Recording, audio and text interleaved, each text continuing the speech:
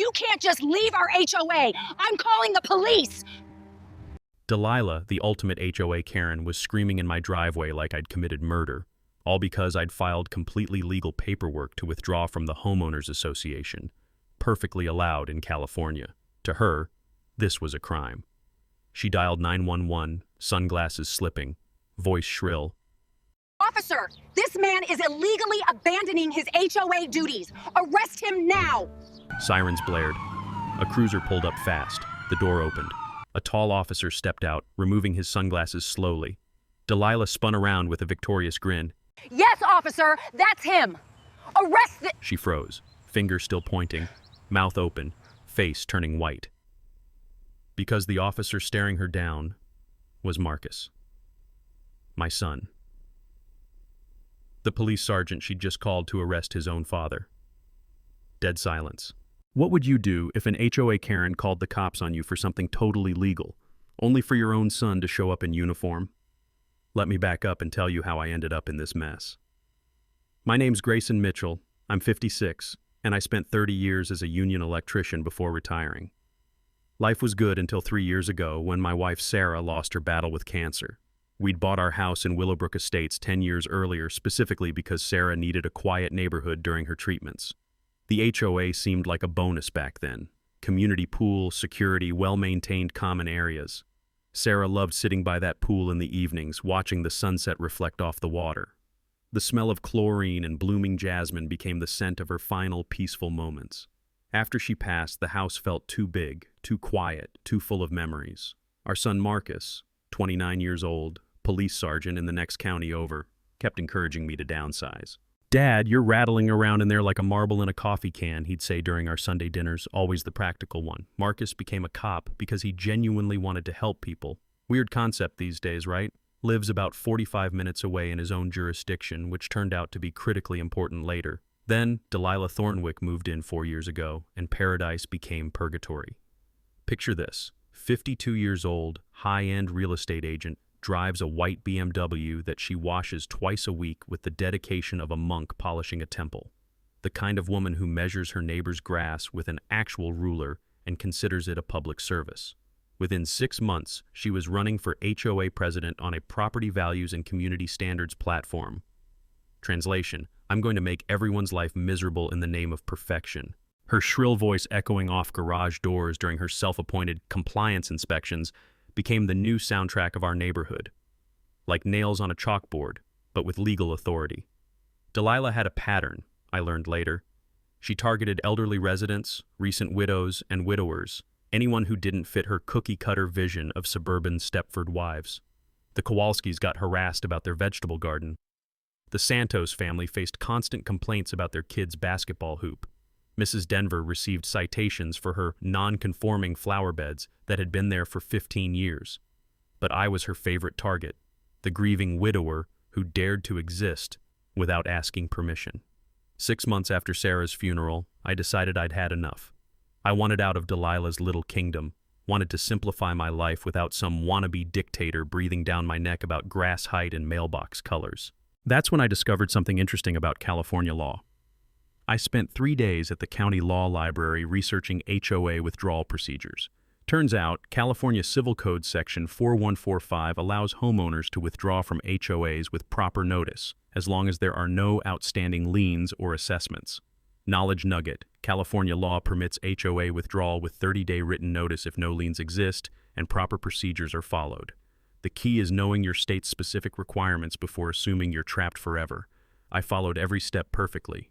Certified mail, proper forms, 30-day notice period, everything legal and above board. Delilah's response was swift and vicious. 3 days after filing my withdrawal paperwork, she knocked on my door with a clipboard and that smug smile I'd come to hate. "Grayson, I'm afraid your vegetable garden violates our aesthetic covenants. You'll need to remove it immediately or face escalating fines." The garden Sarah had planted, where she grew tomatoes and herbs during her final summer. The smell of fresh tomatoes mixed with Delilah's overpowering perfume created this nauseating contrast. Life versus artifice, genuine versus fake, everything wrong with the world condensed into one moment. "The garden stays," I told her. "We'll see about that," she replied, making theatrical notes on her clipboard like she was documenting war crimes. 2 weeks later, I received a certified letter demanding $2,300 in withdrawal processing fees that had never existed in our original covenants. Fees that Delilah had apparently invented during what I imagine was a very creative afternoon. Standing in my kitchen, holding that letter, I realized this wasn't going to be simple. This was war. Those fake fees were just the beginning. Within a week of that bogus $20,300 demand, Delilah escalated with the creativity of a mob accountant. She sent another certified letter claiming I owed an additional emergency assessment of $350 per month, retroactive to the day I filed my withdrawal paperwork. Apparently, leaving the HOA triggered some mystical financial penalty that existed nowhere in our original documents. I'm not a lawyer, but I know bullshit when I smell it. And this reeked worse than a fish market in August. So I did what any self-respecting retiree would do. I went digging. The county clerk's office became my second home for 3 days. Fluorescent lights buzzing overhead while I requested every HOA filing, amendment, and financial document on record. The musty smell of archived paperwork mixed with burnt coffee from the break room created this oddly comforting research atmosphere, like a library for legal rebels. That's where I met my secret weapon, Ethel Kowalski. 73 years old, retired paralegal from a downtown law firm, sharper than a box of tacks and madder than a wet hornet at Delilah's tactics. Turns out, Ethel had been quietly documenting every suspicious move our HOA president made for the past 2 years, filing everything in color-coded folders with the precision of a forensic accountant. She tried this same garbage on the Hendersons before they moved, Ethel whispered conspiratorially, sliding a manila folder across the clerk's counter. Made up fees, harassment, forced them into bankruptcy, the whole playbook. Her fingers traced through documents with practiced efficiency. But here's what she doesn't know. I spent 40 years catching lawyers who tried to bend the rules. Delilah's an amateur. That's when Ethel dropped the bombshell. From her research, she'd learned that any HOA fee increase requires 67% homeowner approval and proper county filing to be legally enforceable. If your HOA springs surprise fees on you, the smart move is demanding proof they followed legal procedures. Because most of these petty dictators skip the boring paperwork part. Guess what we discovered?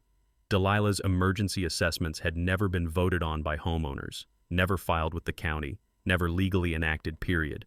She'd simply invented them in her head and expected everyone to pay up out of fear. Armed with this ammunition, I filed a formal complaint with the county about illegal fee assessments and requested a full audit of HOA finances. Ethel helped me draft everything with the precision of a legal surgeon, cross-referencing statutes and citing case law like she was preparing for the Supreme Court. Then I started my own campaign, planting seeds of doubt with neighbors during casual conversations by the mailbox. Hey, did you vote on those new fees? No? Weird, neither did I. Wonder where that money's really going. The sound of doubt spreading through a neighborhood is beautiful, like dominoes falling in slow motion. But Delilah wasn't going down without a fight. 3 days after filing my county complaint, I came home from the grocery store to find my driveway empty. My heart sank faster than a stone. My 1987 Ford pickup, the classic truck I'd been restoring in memory of weekend projects with Sarah, had vanished. A neighbor ran over, breathless and furious. "Grayson, a tow truck just hauled away your Ford. The driver said it was reported as an abandoned vehicle. Can you believe that crap?" I felt my blood pressure spike like a rocket launch. The truck wasn't abandoned. It was a labor of love. I had all the registration paperwork, insurance, everything legal and proper. But Delilah had somehow convinced the city it was junk cluttering up her precious neighborhood. The towing yard wanted $450 to release my truck, plus $35 per day storage fees, for a vehicle that had been legally parked in my own driveway for the crime of having primer spots and needing bodywork. Standing in that dusty tow yard, surrounded by the acrid smell of motor oil and heated metal, I handed over my credit card while the lot attendant smirked with practiced indifference.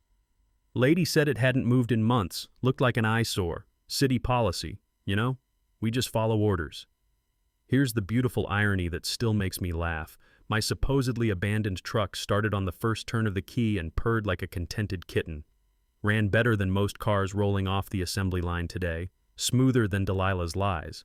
That $485 mistake was about to cost her a lot more than money, because now I wasn't just fighting for principle anymore.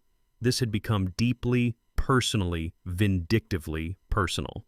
And when you mess with a union electrician's project truck, the one that carries 30 years of Saturday afternoon memories, the smell of WD-40 and Sarah's laughter, you've crossed a line that smart people don't cross. Driving home, windows down, classic rock playing, I made a decision that would change everything. Delilah wanted to play hardball? Fine. But she'd picked the wrong retired tradesman to screw with. Time to show her what real escalation looked like. Delilah's next move was textbook dictator behavior. When you can't win on facts, attack the messenger. A week after getting my truck back, I found a cease and desist letter taped to my front door. Not delivered by mail like a civilized human being, but slapped right there for all the neighbors to see like some kind of public shaming ritual. The letter accused me of invading neighbor privacy with my security cameras and demanded their immediate removal. Now here's the thing about my cameras. I'd installed them after Sarah's jewelry went missing during an estate sale 3 months after her funeral. Nothing fancy, just basic security monitors covering my own property. They faced my driveway, my garage, my backyard, nobody else's business but mine.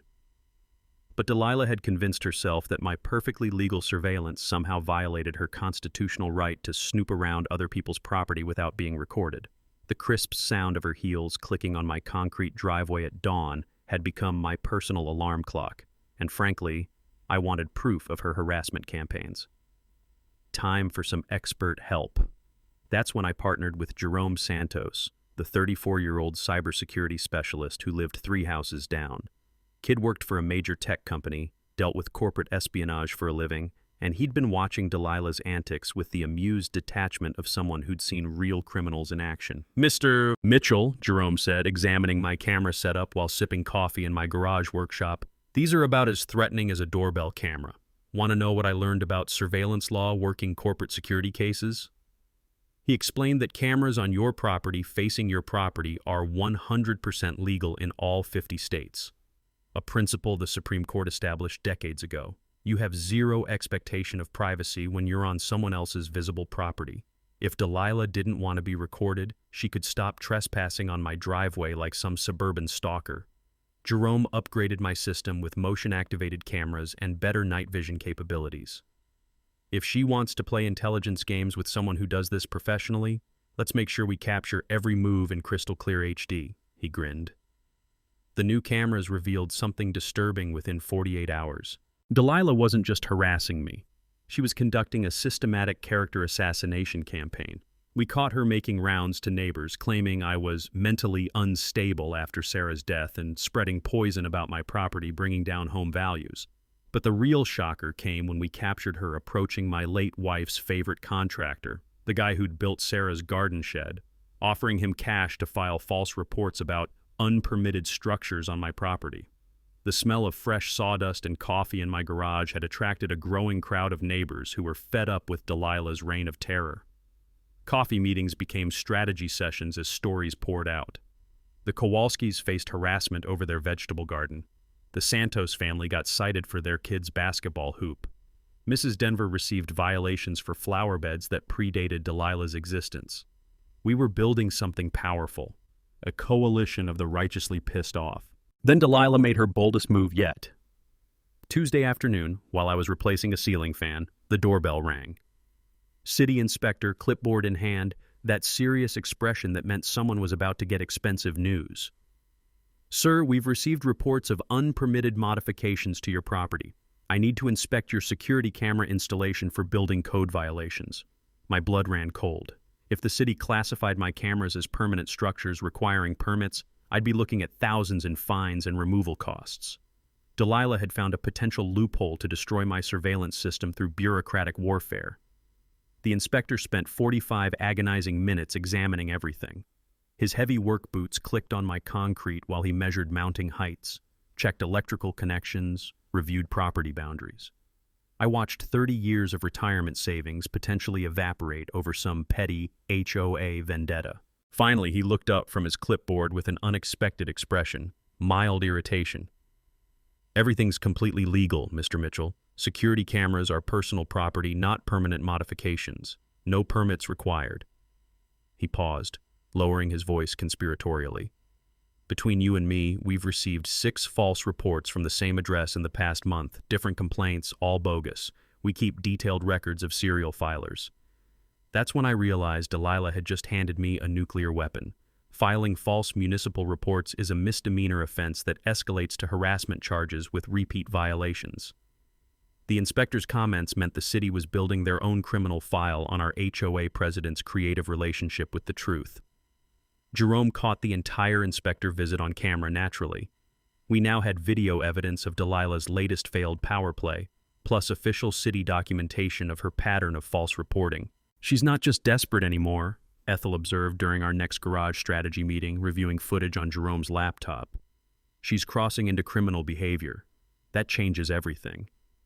The acrid smell of motor oil from my project truck mixed with fresh coffee created this oddly motivating atmosphere, like a war room where justice was being carefully constructed, one piece of evidence at a time. Delilah wanted to escalate into illegal territory? Perfect. But every move she made was being documented, cataloged, and prepared for the day when all her crimes came due. And that reckoning was approaching faster than she could possibly imagine. Delilah's desperation reached new heights when she realized her intimidation tactics weren't working. 2 weeks after the inspector incident, I got served with legal papers that made my morning coffee taste like battery acid. A temporary restraining order, filed in county court, claiming I had threatened her at the monthly HOA meeting. According to her sworn statement, I'd cornered her after the meeting and said, "You'll pay for this, Delilah. I know where you live." Complete fiction. What I'd actually said was, "The homeowners will pay for your lies eventually, and everyone knows where accountability stops." Meaning her position as president. But Delilah had taken my words, twisted them like a pretzel soaked in poison, and somehow convinced a judge I was making personal threats. The restraining order banned me from HOA common areas, meetings, and coming within 50 feet of her precious person. Basically, she'd turned me into a prisoner in my own neighborhood while painting herself as the victim. Sitting at my kitchen table, reading that legal document while autumn rain drummed against the windows, I felt something I hadn't experienced since Sarah's cancer diagnosis, genuine fear. Not of Delilah, but of how far she was willing to destroy an innocent person to protect her petty kingdom.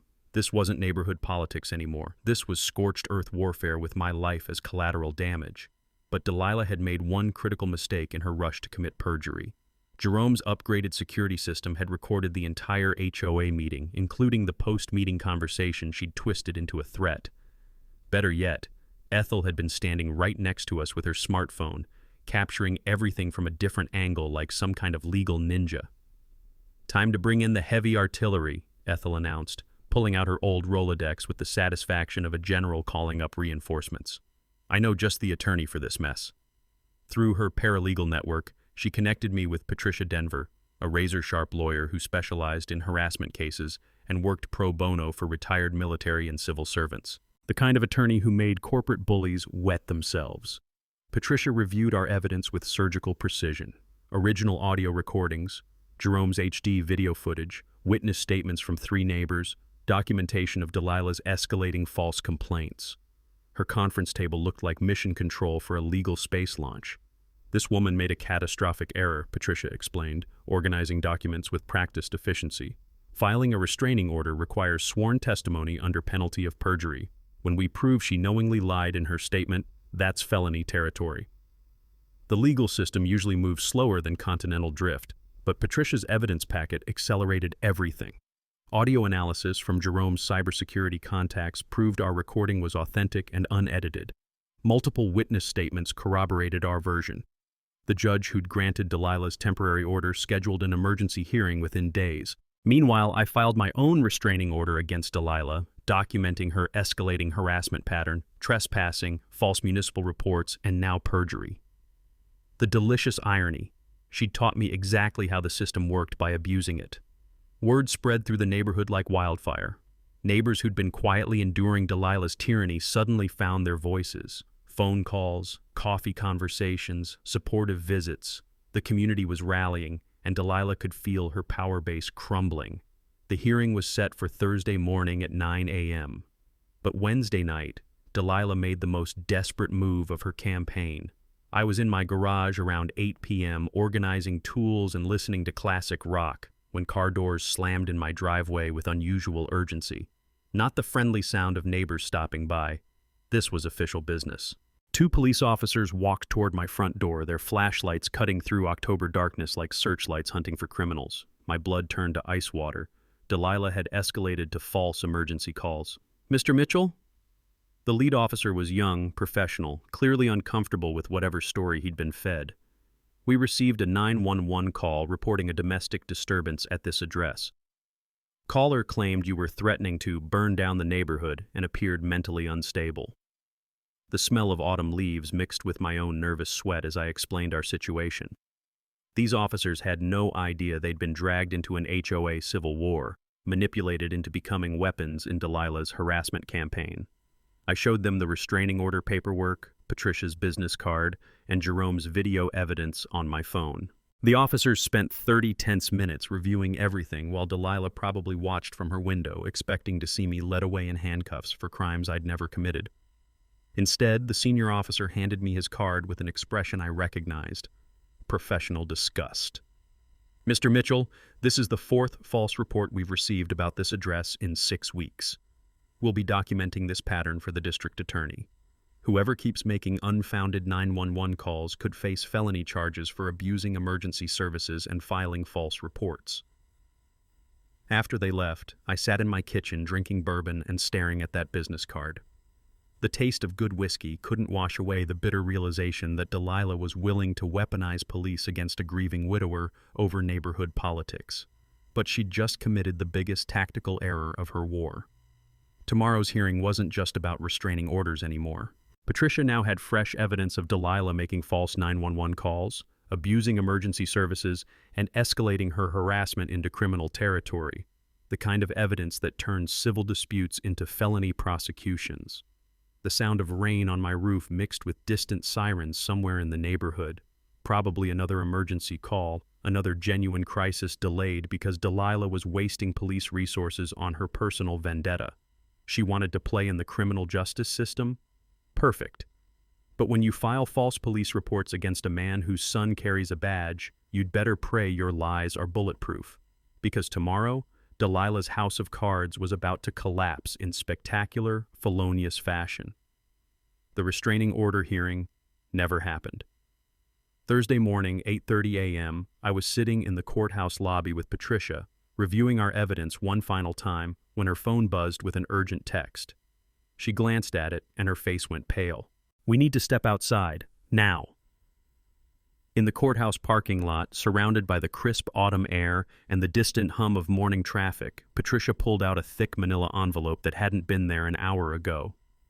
"This just came from the county auditor's office, emergency delivery." Her hands were actually shaking as she opened it. "Grayson, your HOA audit results, they're catastrophic."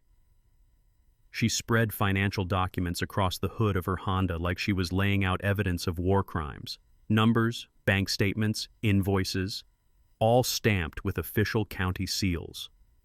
"Your homeowners association is missing $52,000 from the reserve fund." I felt like someone had just told me gravity had been canceled. "What the hell are you talking about?" "It gets worse." Patricia's finger traced down a column of payments. "Delilah's consulting company, Thornwick Property Solutions, has been receiving monthly checks for services that don't exist. Landscape consulting, property management, legal advisory services, all fabricated." The smell of asphalt and car exhaust mixed with the sickening realization that I'd been fighting a war while my enemy was robbing us blind. Delilah hadn't just been harassing residents, she'd been systematically looting our community fund for 24 months. "How much exactly?" I asked, though my stomach already knew the answer would be brutal. $52,347.83. She's been billing the HOA for her own company at rates between $700 and $1,200 monthly.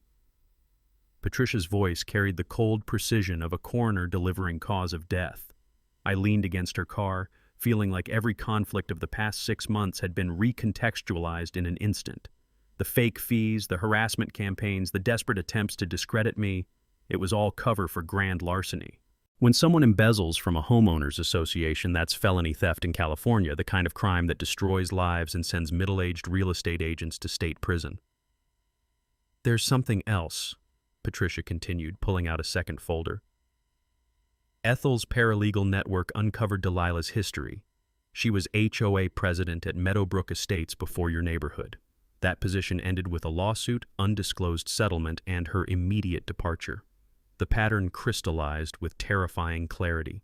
Delilah was a serial community predator, moving from HOA to HOA, gaining positions of financial trust, then systematically bleeding reserve funds while terrorizing anyone who asked inconvenient questions. I thought about Sarah's final years, how we'd trusted the HOA with our monthly dues, believing that money was maintaining our community. Instead, it had been funding Delilah's lifestyle while she made our lives hell for having the audacity to exist in her kingdom. What happens now? I managed to ask. Patricia's expression reminded me of a prosecutor who'd just been handed a confession. We have two paths: handle this as a civil dispute and maybe recover some money through lawsuits that take years, or we refer the evidence to the district attorney's office and destroy her criminally. The taste of courthouse parking lot air had suddenly become the sweetest thing I'd experienced since Sarah's remission announcement. After months of legal intimidation, false police reports, and harassment that made me question my own sanity, I finally held nuclear-grade evidence. What would you do? She's stolen from 34 families, abused the court system, filed multiple false police reports, committed perjury under oath, and turned your neighborhood into her personal ATM. Patricia's smile could have melted steel. I'd end her completely. So, standing in that parking lot, thinking about elderly neighbors who'd scraped together HOA dues on fixed incomes while Delilah bought designer shoes with their money, the decision became crystal clear. Call the district attorney. Patricia made the call immediately, speaking with someone in white-collar crimes who apparently owed her favors. Within minutes, we had an appointment for Monday morning to present evidence for criminal prosecution. Walking back toward the courthouse to formally dismiss our restraining order hearing, I felt something I hadn't experienced since Sarah's death: the intoxicating power of absolute moral authority. Delilah had spent 6 months trying to destroy me for legally leaving her association. Now I was about to destroy her for illegally stealing from it. But first, emergency community meeting.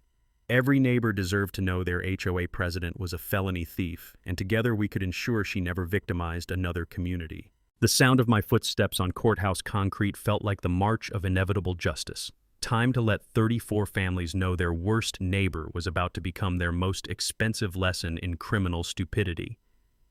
That evening, my garage workshop became mission control for the most satisfying operation of my retirement.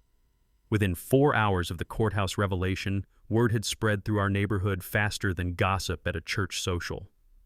My phone rang constantly. Neighbors who'd been quietly enduring Delilah's tyranny suddenly found their voices, and they were all saying the same thing. How do we destroy her legally? Jerome arrived first, laptop bag slung over his shoulder like a cybersecurity soldier reporting for duty. Mr. Mitchell, if we're taking down a serial embezzler, let's build a case so tight she'll confess just to stop the evidence presentation.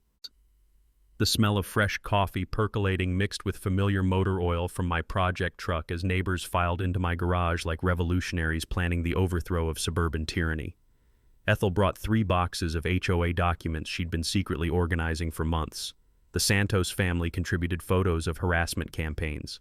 Mrs. Denver arrived with a folder of fake violation notices that would make prosecutors salivate.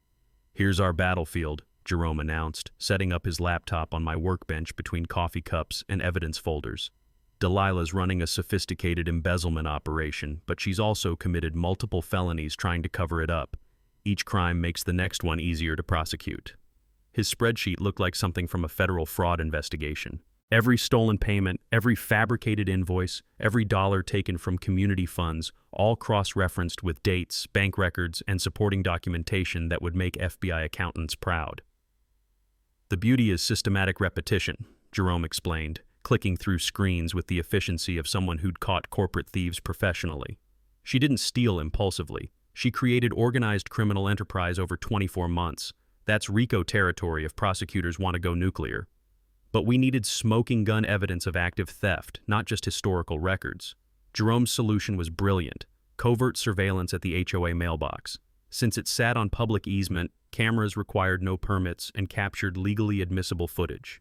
Most embezzlers eventually returned to destroy evidence or steal more, and we wanted that moment in crystal-clear video. "The technical setup is gorgeous," Jerome said, installing equipment that looked like standard mailbox lighting. "Motion-activated night vision, direct cloud upload with encrypted backup. If she tries stealing records or processing fraudulent payments, we'll have real-time felony documentation." Our masterstroke was the honey trap. I'd create fake withdrawal fee payment documentation, making it appear I was finally surrendering to her illegal demands.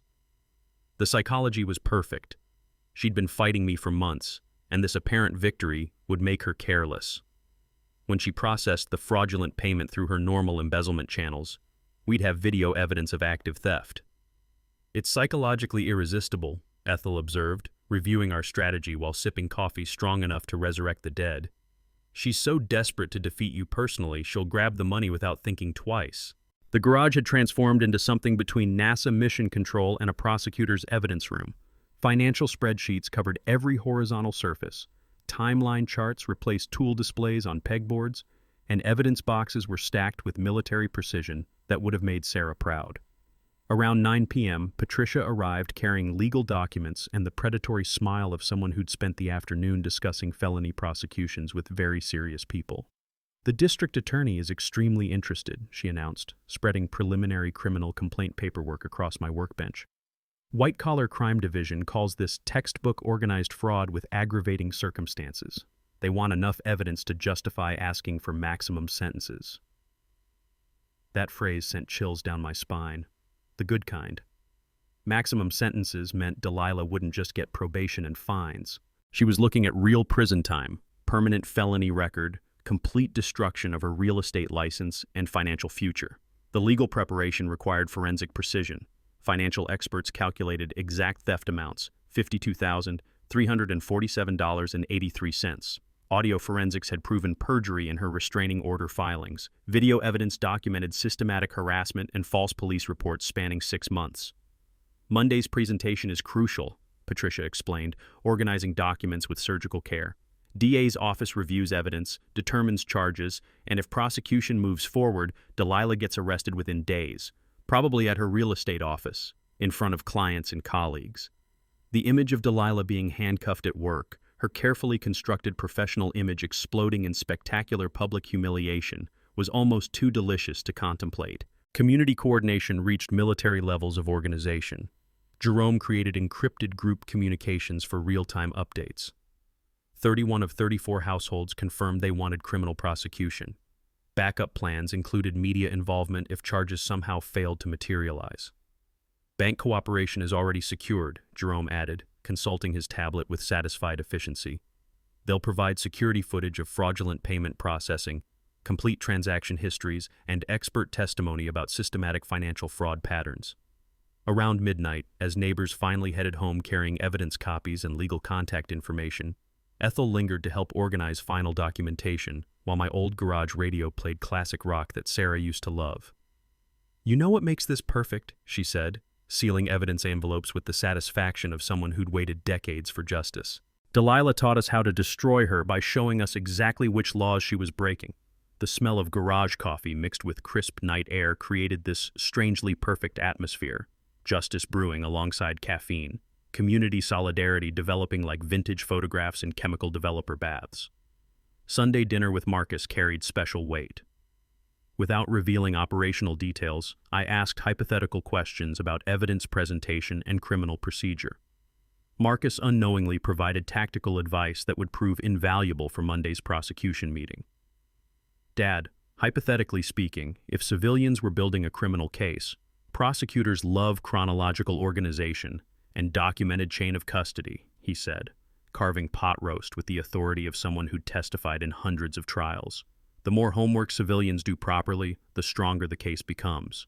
Perfect guidance for what was coming. Monday morning, I'd walk into the district attorney's office carrying 2 years of meticulously documented evidence against a serial community predator. By week's end, Delilah would probably be in county jail, wondering how her perfect embezzlement scheme had become her perfect destruction. Sitting in my garage that Sunday night, surrounded by evidence of systematic crime and community solidarity, I finally understood what Sarah meant when she talked about fighting for what matters. This wasn't just about HOA politics anymore. This was about ensuring no other community would suffer what ours had endured. Monday morning's meeting with the district attorney went better than I dared hope. The white-collar crime prosecutor, a sharp woman named Amanda Rodriguez, spent 2 hours reviewing our evidence with the methodical precision of someone who'd put away corporate executives for breakfast. When she finished, she leaned back in her chair and delivered the words I'd been praying to hear. "Mr. Mitchell, we're filing charges. Multiple felonies. This woman is going to prison." But Delilah wasn't going down without a final, desperate fight. Tuesday afternoon, I discovered she'd been busy while we were building her legal coffin. The first sign of trouble came when Jerome called, his voice tight with controlled anger. "She's trying to cancel tomorrow's emergency HOA meeting, sent forged emails to the management company claiming medical emergency, family crisis, the whole sob story playbook." The management company had bought it initially, until Ethel called them directly with copies of Delilah's recent public appearances at real estate events. Hard to claim medical emergency when you're photographed shaking hands at property closings the same day. But Delilah's sabotage campaign was just getting started. Wednesday morning brought a parade of neighbors to my door, each carrying variations of the same toxic story. Delilah had been making rounds since dawn, spreading rumors about my mental decline following Sarah's death, claiming I was obsessively targeting successful women and that my evidence was fabricated by a grieving man seeking revenge. The smell of fresh coffee in my kitchen turned bitter as I listened to Mrs. Denver describe Delilah's performance. "She actually cried, Grayson. Fake tears claiming you're stalking her because she reminds you of Sarah. It was disgusting theater." 3 neighbors had been contacted with offers of reduced HOA fees if they'd signed statements questioning my stability. Delilah was literally trying to buy character witnesses while sitting on $52,000 of stolen community funds. That's when Jerome's upgraded surveillance system captured something extraordinary. Thursday evening, hidden cameras recorded Delilah approaching my late wife's favorite contractor, the honest guy who'd built Sarah's garden shed. But this wasn't a social call. "I need you to file complaints about unpermitted structures on Grayson's property," she told him, standing in his driveway like some suburban crime boss. "I'll pay you $800 cash, plus I can guarantee your company gets the next 3 HOA maintenance contracts." The contractor, a decent family man named Miguel who genuinely cared about Sarah's comfort during her final months, looked at Delilah like she'd just propositioned him to burn down an orphanage. "Lady, you want me to lie to the city about a man whose wife I watched die of cancer? For money?" His voice carried the disgusted tone of someone being asked to betray basic human decency. "Think about it," Delilah pressed, apparently immune to shame. $800 now, thousands more in future contracts, all for some simple paperwork. And Miguel's response was perfect. "Get off my property before I call the police myself." Jerome had captured the entire attempted bribery on multiple camera angles, crystal clear audio, with timestamp documentation that would make federal prosecutors weep with joy. Attempted bribery is a felony regardless of whether it's accepted, and now we had Delilah committing crimes on video while already under investigation. The community response to her smear campaign was swift and brutal. Friday afternoon, my garage filled with neighbors who were no longer just frustrated. They were furious. 32 households confirmed attendance at Saturday's emergency meeting, with several families driving back from weekend trips specifically to participate in Delilah's public destruction. "She's lost her mind," observed Tom Santos, reviewing video footage on Jerome's laptop. "Offering bribes while the DA is building felony cases? That's not desperation, that's criminal stupidity." Ethel had been quietly documenting every attempted bribery, every false rumor, every illegal offer Delilah made during her final week sabotage campaign. She's adding new felony charges faster than prosecutors can write them up. It's like watching someone dig their own grave with an excavator. But the most satisfying development came Friday evening. The fake payment trap had worked perfectly. Delilah, desperate to claim victory over me, had processed my fraudulent withdrawal fee payment through her normal embezzlement channels, adding another $700 to her theft total. Bank security cameras captured her forging additional fees onto the deposit slip, while our mailbox surveillance recorded her stealing the check from HOA mail. The evidence chain is complete, Patricia announced during our final strategy meeting. Grand larceny, organized fraud, attempted bribery, mail theft, filing false police reports, perjury, abuse of fiduciary duty. She's looking at 15 to 20 years if convicted on all counts. 20 years in state prison for a 52-year-old real estate agent meant her life was effectively over. No career, no license, no financial future. Complete personal destruction in exchange for stealing from elderly neighbors and harassing a grieving widower. The sharp click of bank security doors during evidence collection had become the sound of justice being served with compound interest. Saturday morning arrived with autumn sunshine that felt like divine approval for what was coming. In 6 hours, our entire community would gather to formally remove Delilah as HOA president while prosecutors finalized her felony charges. But first, she'd make one final, desperate move that would perfectly demonstrate why some people deserve everything that's coming to them. The taste of Saturday morning coffee had never been so satisfying, seasoned with the anticipation of watching systematic evil face systematic justice. Saturday morning's emergency HOA meeting was scheduled for 10 a.m., but Delilah's final meltdown began at dawn.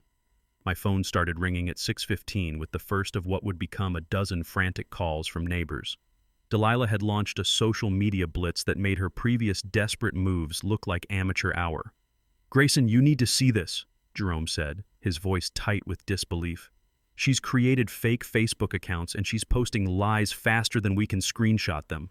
I threw on clothes and drove to Jerome's house where his home office had transformed into a digital forensics laboratory. 3 monitors displayed a nightmare of fabricated social media posts, all targeting me with escalating accusations. The first fake account, Concerned Willowbrook Neighbor, posted doctored photos claiming I'd damaged community property during violent outbursts. The images were obviously manipulated. My truck digitally placed at locations I'd never visited, timestamps altered to match her fictional narratives. "She's not just lying anymore," Jerome observed, tracing IP addresses with the efficiency of someone who'd caught corporate hackers professionally. "This is systematic defamation designed to destroy your reputation before the meeting." A second fake account, Neighborhood Safety Watch, claimed I'd been stalking elderly residents and making threats against women living alone. The posts included my address, suggested I was dangerous, and urged people to protect their families from my unstable behavior. The smell of Jerome's strong morning coffee mixed with the sickening realization that Delilah was willing to destroy an innocent man's reputation to save herself from prison. She'd crossed from financial crimes into territory that could genuinely ruin lives, but her masterstroke was contacting Channel 7 News with a completely fabricated story. At 8 a.m., my doorbell rang with the aggressive persistence of someone who expected answers.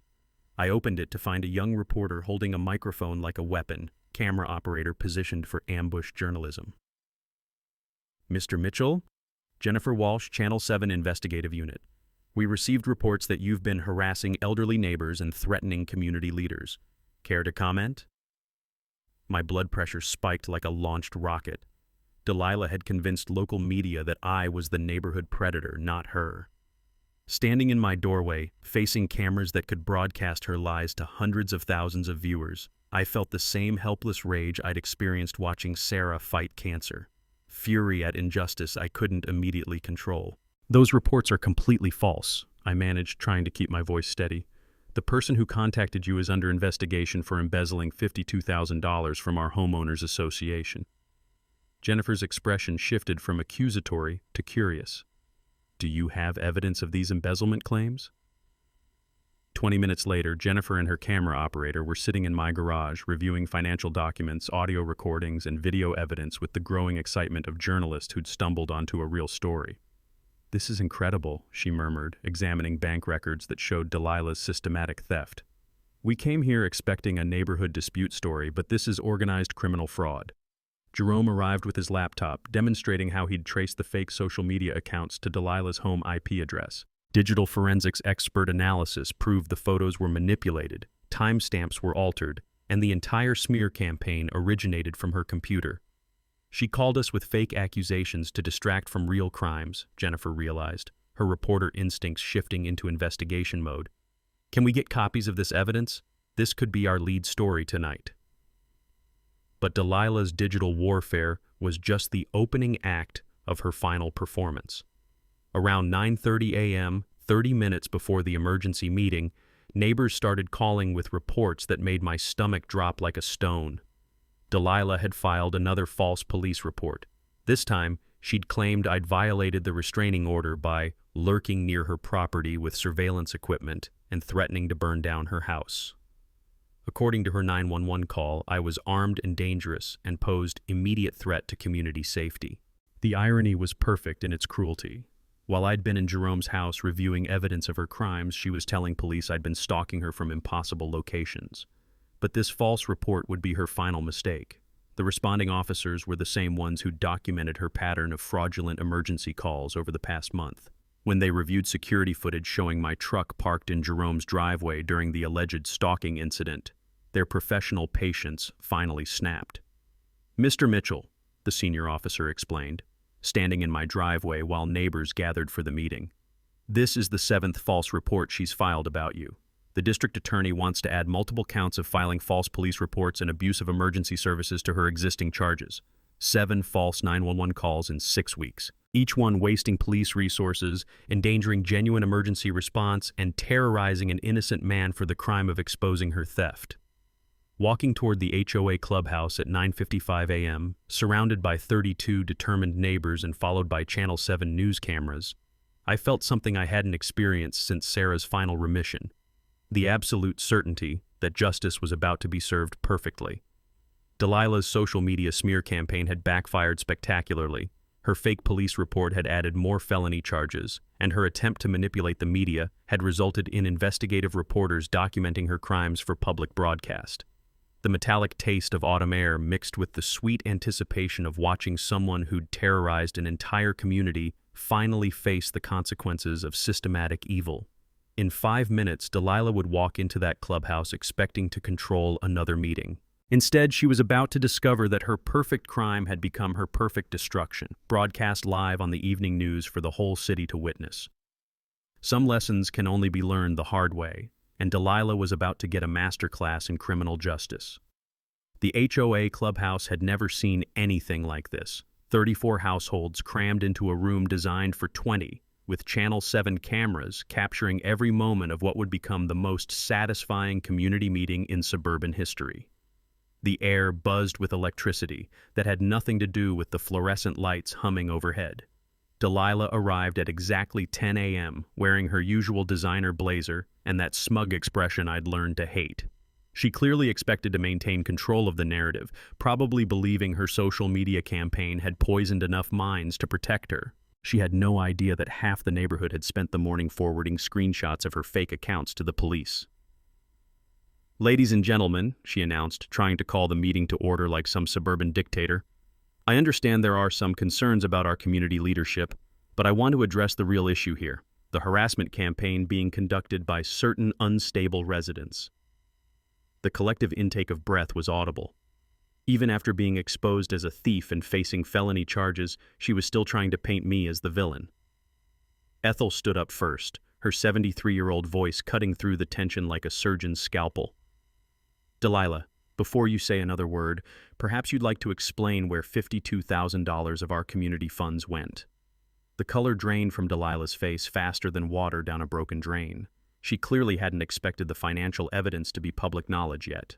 "I don't know what you're talking about," she stammered, but her voice cracked like thin ice under pressure. "Those are unfounded accusations from people with personal vendettas." Jerome stepped forward with his laptop, connecting it to the projector with the efficiency of someone who'd been waiting months for this moment. "Actually, we have bank records, forged invoices, and video evidence of systematic embezzlement over 24 months. The projector screen lit up with devastating financial documentation.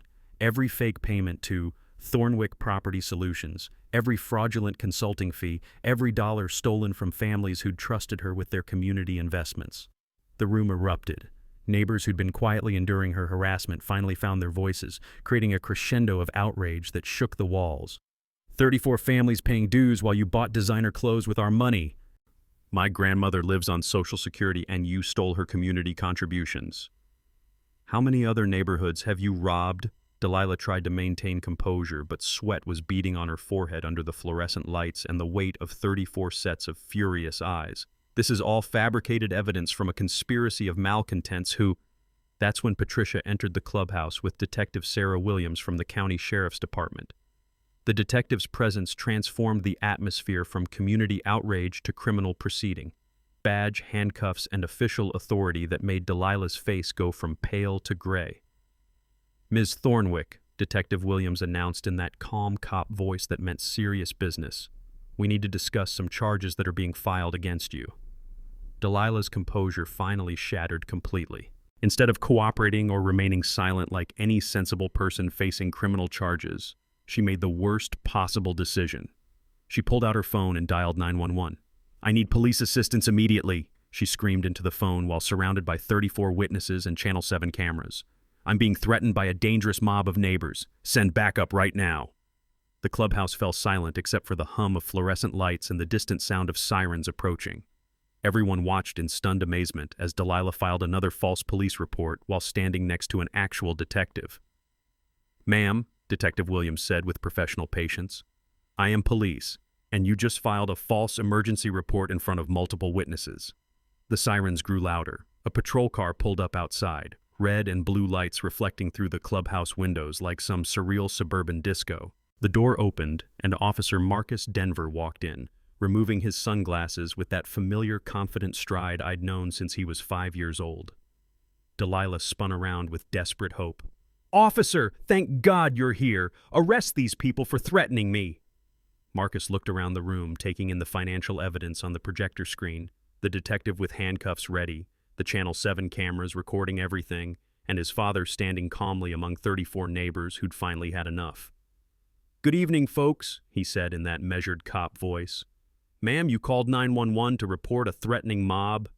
"Yes," Delilah shrieked, pointing dramatically at me.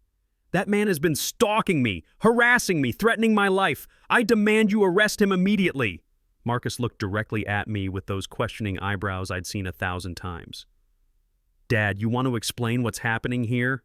The word "dad" hit Delilah like a physical blow. Her pointing finger wavered, her mouth opened and closed soundlessly, and her brain clearly struggled to process that she'd just called the police on a police officer's father. "Well, son," I said, enjoying every second of her dawning horror. "This woman has been embezzling from our HOA, filing false police reports, and she just committed another felony by lying to 911 dispatchers about a non-existent emergency." Detective Williams stepped forward with handcuffs that gleamed under the fluorescent lights. "Delilah Thornwick, you're under arrest for grand larceny, organized fraud, filing false police reports, and about 6 other felonies we'll discuss downtown." The metallic click of handcuffs being applied in front of 34 neighbors and live television cameras was the most beautiful sound I'd heard since Sarah's last "I love you." "You have the right to remain silent," Detective Williams continued, while Channel 7 cameras captured every moment for the evening news. "Anything you say can and will be used against you in a court of law."